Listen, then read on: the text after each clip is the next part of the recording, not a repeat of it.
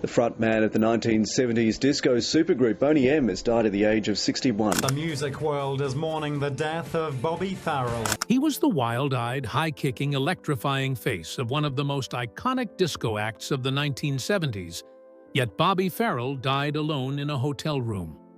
The man who danced as Rasputin and thrilled millions with Boney M's pulsating hits left behind more questions than answers. For decades, rumors and contradictions swirled around Farrell's career. But in the years since his sudden death on December 30, 2010, a clearer, more sobering picture has begun to emerge. The mystery surrounding Bobby Farrell has finally been unraveled. And the news isn't good. Let's unveil the truth. The whole truth. Mysterious health complaints before death. On December 29, 2010, Bobby Farrell took the stage in St. Petersburg, Russia, delivering his trademark high-energy performance to an enthusiastic crowd, despite being 61 years old at the time. Still touring in his 60s, Farrell was performing as part of an Eastern European circuit, which included stops in Russia and neighboring countries where Boney M's music retained lasting popularity.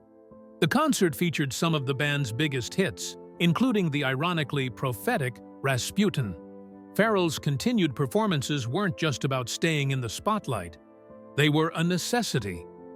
Despite the global success of Boney M, Farrell earned little in royalties, having been paid mostly as a performer rather than as a songwriter or rights holder. Over the years, he struggled financially and often had to tour extensively to make ends meet. Friends and close associates have noted that he was exhausted from the constant travel and workload, but had few alternatives. Performing live remained his primary source of income, even as his health showed signs of decline. His commitment to the stage, driven partly by financial need, makes the suddenness of his death all the more tragic. That fateful night, after returning to his hotel, room 108 at the Ambassador Hotel, he complained of breathing problems and chest pain. Those close to him later confirmed that he mentioned feeling unwell after the show. The next morning, on December 30th, hotel staff found him dead in his room. Russian medical officials attributed his death to heart failure, and there were no official signs of foul play. Still, the strange circumstances around his passing, particularly the timing, location, and his complaints the night before, sparked questions. Some fans and observers were uneasy with how quickly the case was closed. With no autopsy details made public beyond a broad cause of death, speculation grew. Farrell had been touring almost non-stop in the years leading up to 2010, largely to support himself financially.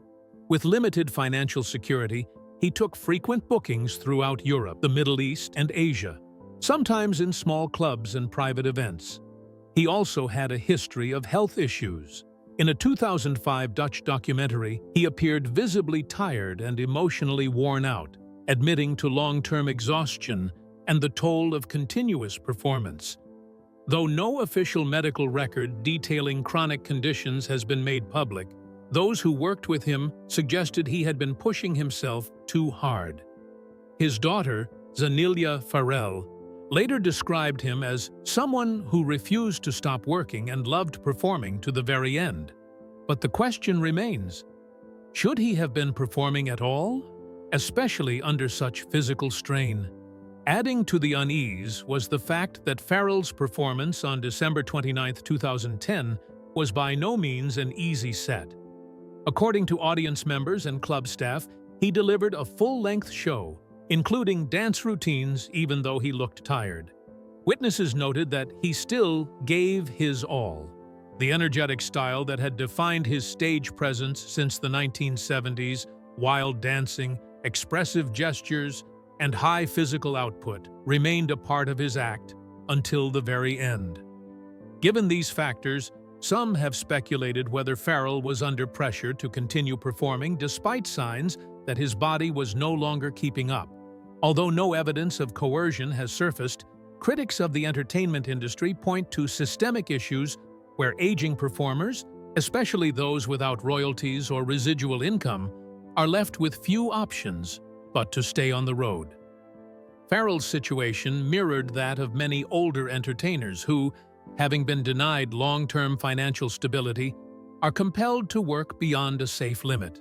The line between dedication and necessity becomes increasingly blurry when livelihood depends on maintaining a public persona. This, of course, has its own cost. Most notably, even though Farrell complained of chest pain, he wasn't offered appropriate medical help. No emergency services were called that night, and it is unclear whether hotel staff or any tour managers were alerted to the seriousness of his symptoms. In cardiovascular medicine, complaints of chest pain and shortness of breath, especially in older men, are considered high-priority red flags for potential acute coronary syndrome. If medical attention had been sought that night, his life might have been saved. Despite the absence of concrete evidence pointing to foul play, some theories persist online and among fans. Some suggest that Farrell's death was too neat and occurred in a way that conveniently capped off his lifelong association with Rasputin. Others point to the historical treatment of Boney M members as a reason to be skeptical of the official narrative. Whether his death was preventable or merely a tragic fate remains unknown, but the circumstances surrounding it continue to invite reflection and, for some, suspicion. But the tragedy does not end here. Lack of detailed investigation or media focus.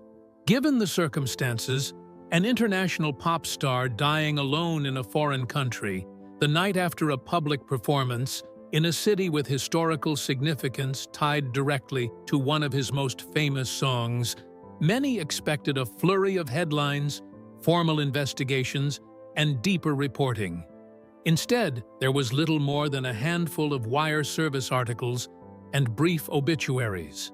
Within days, his death had seemingly faded from the global media radar, and official information was scarce.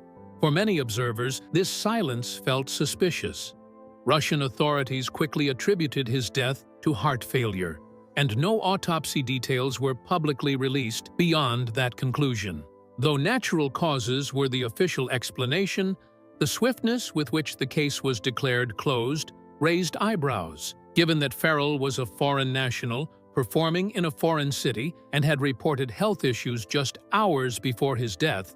A more detailed investigation would have been expected, particularly one that involved diplomatic notification, a post-mortem report, and coordination with Dutch authorities. Media reaction was notably subdued. Major outlets such as the BBC, Reuters, and The Guardian issued brief, standardized reports, most of them drawing heavily from Russian press agencies like RIA Novosti and Interfax. No in-depth features followed.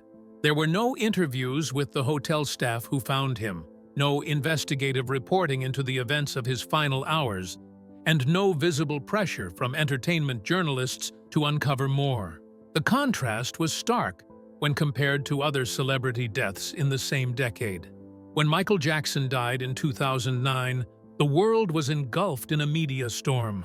Even when lesser-known celebrities passed under unusual circumstances, extended coverage was common. But for Farrell, frontman of one of Europe's most commercially successful pop groups, coverage was strangely minimalist. Some speculate that this quiet media response was due in part to his diminished fame.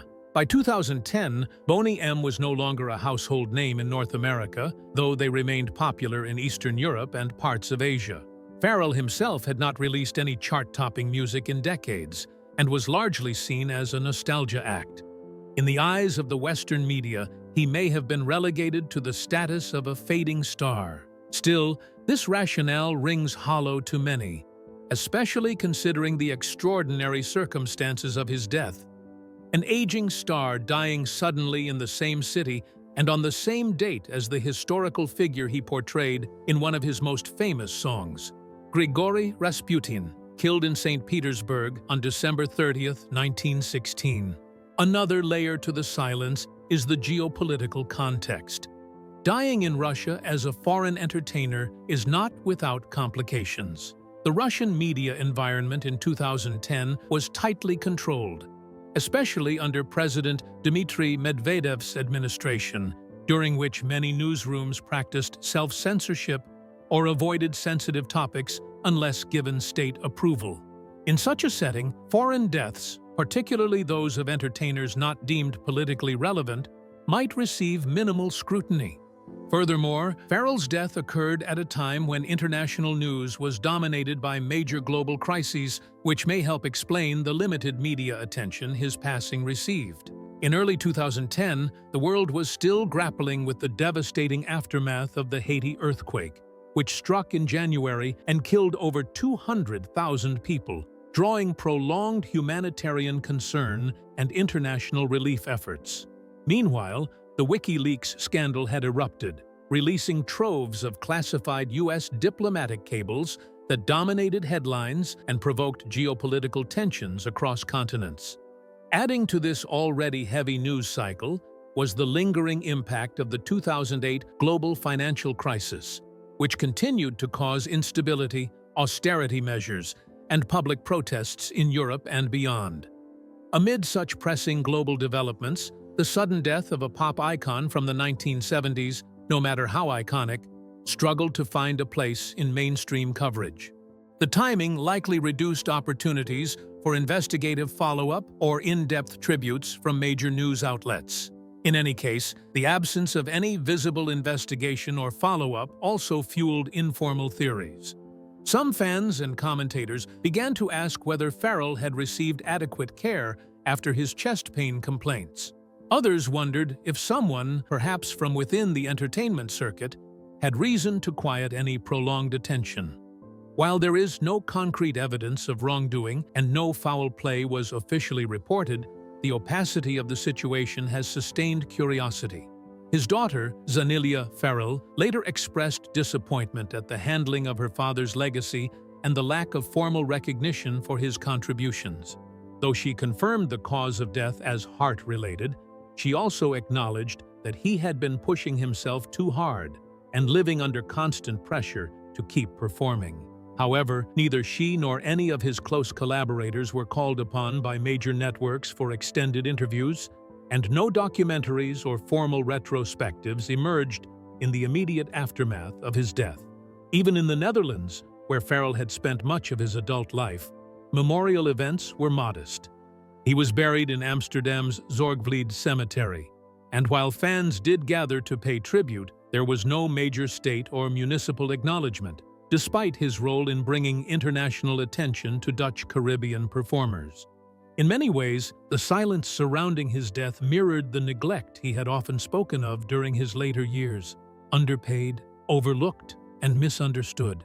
A man who helped sell tens of millions of records, who became a symbol of disco's global reach, and who literally embodied a myth on stage, deserved more than a footnote. That he didn't receive it has only deepened the mystery and left many wondering whether more should have been said, asked, and known.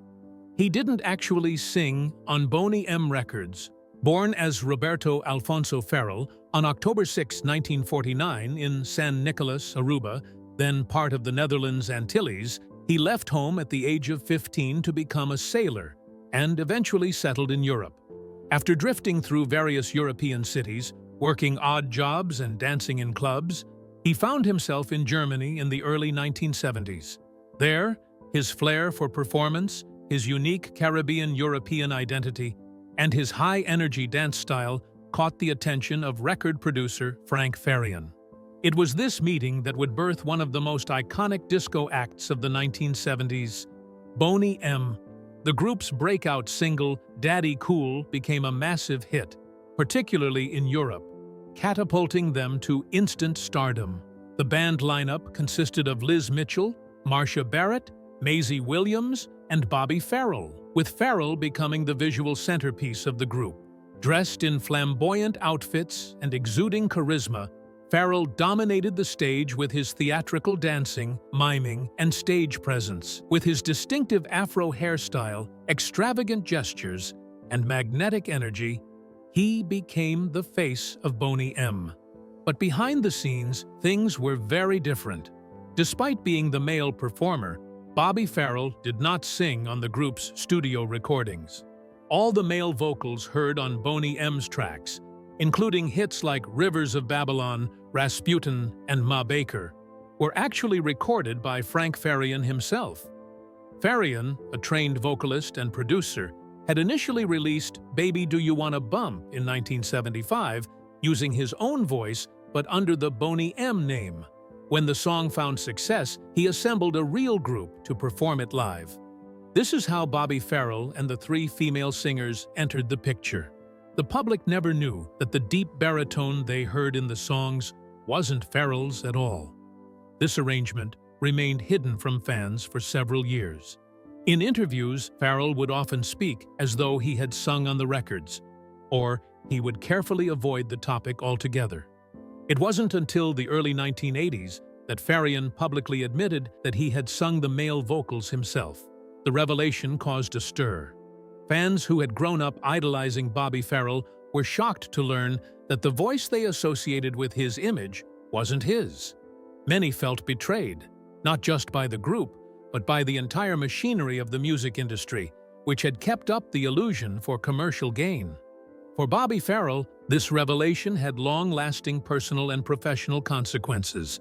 Though he continued to perform as Boney M's frontman during their live shows and solo ventures, the truth raised uncomfortable questions about agency, authenticity, and exploitation in the entertainment business. Farrell himself expressed frustration about the situation later in life. In several interviews, he revealed that he had felt sidelined and humiliated by Farian's decision to exclude his voice from the albums, even though he had auditioned as a singer and believed he would be allowed to contribute vocally. Frank Farian, on the other hand, justified his decision by saying that Farrell's voice was not suitable for the studio and that the priority was to maintain a particular sound. Farian used the same approach with other acts he produced, such as Milli Vanilli, whose members were infamously exposed in a similar controversy and had their Grammy revoked in 1990. The revelation also highlighted broader issues within the music industry, particularly around race, power, and image. Bobby Farrell, a Black Caribbean performer, had been placed front and center as the public face of a commercially successful group, while the voice behind the male parts was a white German producer operating behind the scenes. This dynamic has prompted scholars and critics to examine the racial and commercial underpinnings of the 1970s European disco scene and how Black artists were often used as visual or marketable figures without being given full creative credit or control. Despite this, Bobby Farrell continued to tour as Boney M, often without the original members, until he died in 2010. He remained a beloved figure among fans who cherished the nostalgia and energy of the disco era, even if the truth about the vocals had come out. In his later years, Farrell admitted he was bitter about how he had been treated, but also acknowledged that Boney M had changed his life. He had gone from a sailor to a global star, performing in stadiums and on TV shows across Europe, Africa, and Asia. The group sold over 80 million records worldwide and remains one of the most commercially successful acts of the disco era. But was it as good as it could have been? The Rasputin death coincidence. The date and place of Bobby Farrell's passing, December 30th, 2010, in St. Petersburg, Russia, exactly mirrored the date and location of the infamous assassination of Grigory Rasputin, the mystic advisor to the Romanovs. He was killed in the same city, then called Petrograd, on December 30th, 1916. For most public figures, a coincidence like this might pass unnoticed. But Farrell's case was different. He had spent decades performing one of his band's most iconic songs, Rasputin, while impersonating the man himself. Naturally, the eerie timing of his death gave rise to a storm of speculation, superstition, and symbolism that refuses to settle even years later. Grigory Rasputin, the man referenced in the Boney M song, was a deeply controversial figure in early 20th century Russia. Born in 1869 in Siberia, he rose from peasant obscurity to become a trusted spiritual advisor to Tsarina Alexandra, wife of Tsar Nicholas II. Many in the Russian nobility despised Rasputin, believing he had too much influence over the royal family, especially in the chaotic years leading up to the Russian Revolution. His death was dramatic and brutal. He was poisoned, shot multiple times, and thrown into the frozen Neva River by conspirators. The official death date of December 30th, 1916, was recorded after his body was retrieved from the icy water. Fast forward to the late 1970s, and Boney M released Rasputin as part of their album Night Flight to Venus. The song told the story of Rasputin's life in flamboyant, disco-tinged fashion, blending fact and myth into an irresistible narrative hook. It became a massive hit, especially in Europe, and featured a pulsing beat, campy historical lyrics, and Bobby Farrell's unforgettable live performances. Dressed as Rasputin, Farrell would dance with manic energy, eyes wide, limbs flailing, channeling the mystic's chaos and charisma for cheering crowds. However, the song's lyrics take significant liberties with historical truth. The most controversial line, "Rasputin, lover of the Russian queen," suggests that Rasputin had a relationship with Empress Alexandra Feodorovna, wife of Tsar Nicholas II. While their association was indeed very close, and Rasputin had an unusual level of access to the royal family, no credible historical evidence supports the claim that they were lovers. Rasputin gained favor with the Romanovs around 1905 due to his ability to alleviate the suffering of their only son, Alexei Nikolaevich, who had hemophilia, a genetic blood disorder. Alexandra, desperate and deeply religious, believed Rasputin's prayers had healing power. Their dependence on him, particularly Alexandra's, drew intense scrutiny and backlash from the Russian aristocracy and clergy. There were rumors of an affair, but these were part of a wider smear campaign. By 1916, as the Russian Empire teetered on the edge of revolution, Rasputin became a lightning rod for public resentment. Nobles, politicians, and even members of the royal court viewed him as a dangerous charlatan who was manipulating the empress for his own gain. Anti-Romanov leaflets, newspaper articles, and underground literature portrayed him as a debauched mystic corrupting the monarchy from within. The press painted lurid pictures of him seducing noble women, drinking heavily, and orchestrating political appointments. The story of him being the empress's lover emerged from this toxic mix of rumor, political convenience, and class hostility. Another exaggeration is the line, "Russia's greatest love machine," which feeds into the legend of Rasputin as a sex-obsessed hypnotist. Rasputin was known to have female followers, some of whom may have been romantically or sexually involved with him. However, the claims of orgies and cult-like seduction that surround his image today are again rooted more in propaganda and scandal than in verifiable historical records. Russian police surveillance reports from the era describe his odd behavior and his popularity with women, but they stop short of confirming the wild excesses often attributed to him. The song also simplifies the complicated circumstances of Rasputin's assassination. The lyrics state, "They put some poison into his wine, he drank it all, and said, 'I feel fine,' which echoes popular accounts of his death. Rasputin was killed on December 30th, 1916, by a group of aristocrats led by Prince Felix Yusupov, Grand Duke Dmitry Pavlovich, and several co-conspirators who believed Rasputin's influence over the royal family threatened Russia's stability.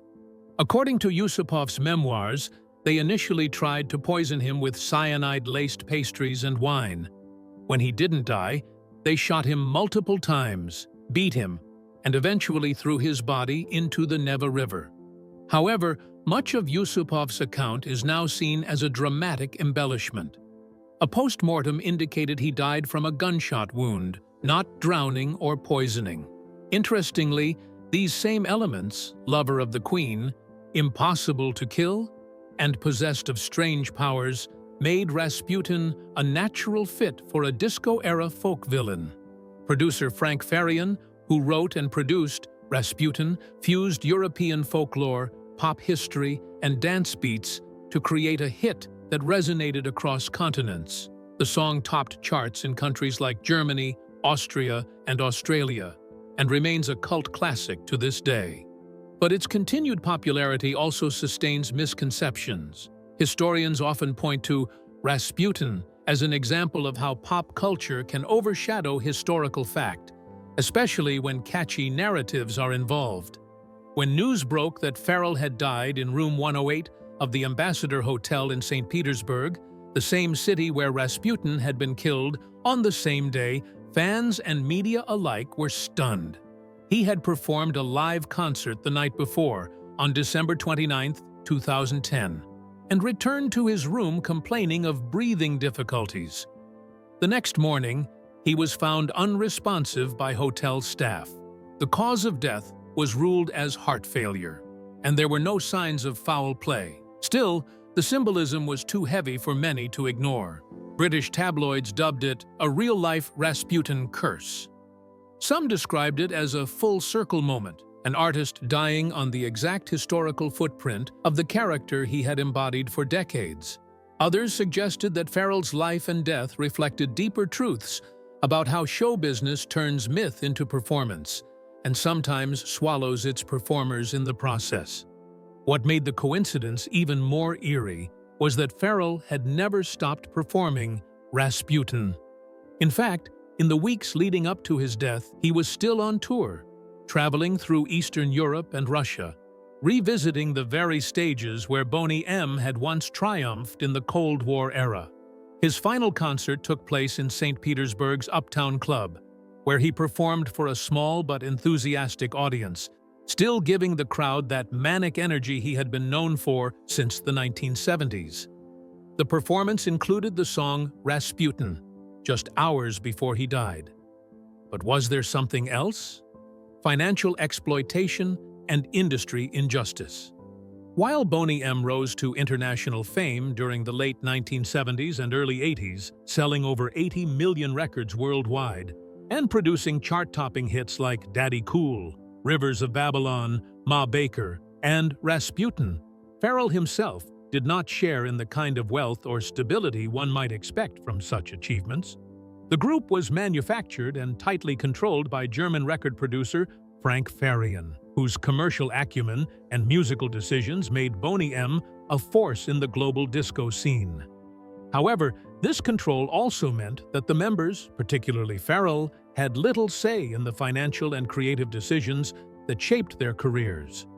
As the only male performer and the most visually prominent member of Boney M, Farrell became the face of the group in live performances. His wild dance moves, eccentric costumes, and stage charisma captivated audiences worldwide. Yet behind this theatrical persona was a man who, by multiple accounts, was rarely treated as an equal stakeholder in the group's success.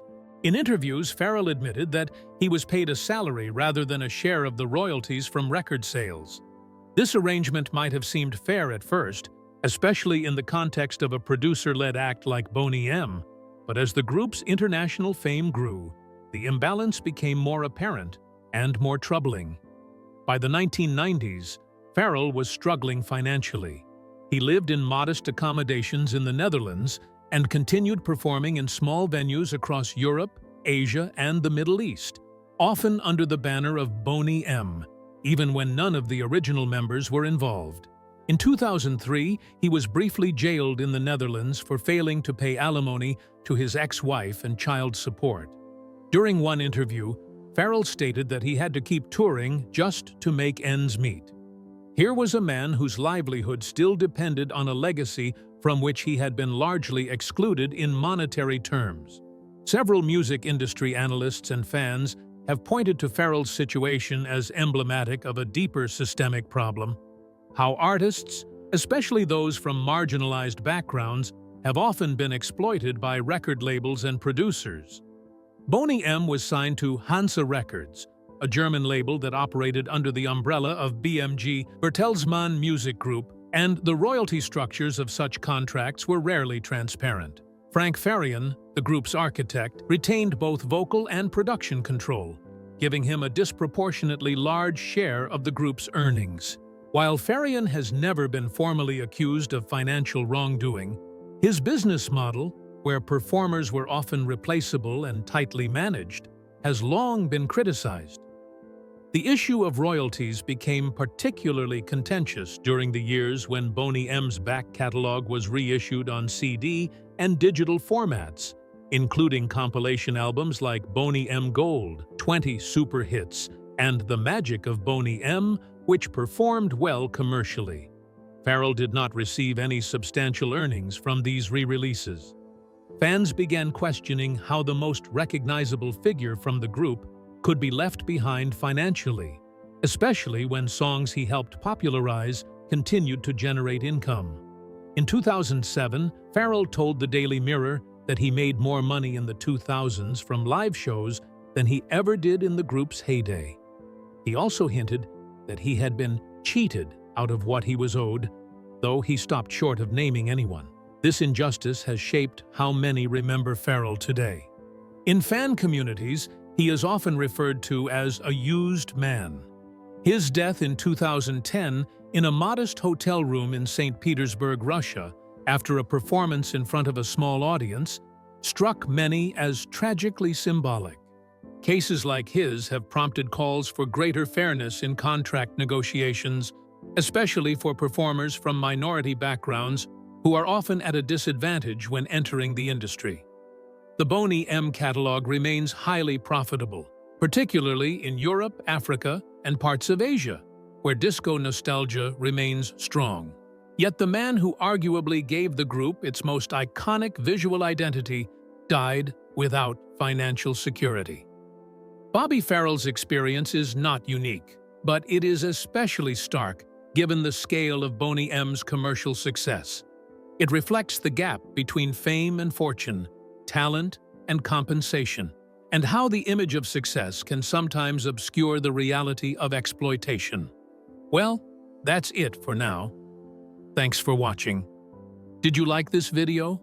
If you did, please consider liking, dropping a comment, and hitting the subscribe button so that you don't miss out on our new uploads. Also, don't miss this video you see on your screen right now. It's truly unbelievable.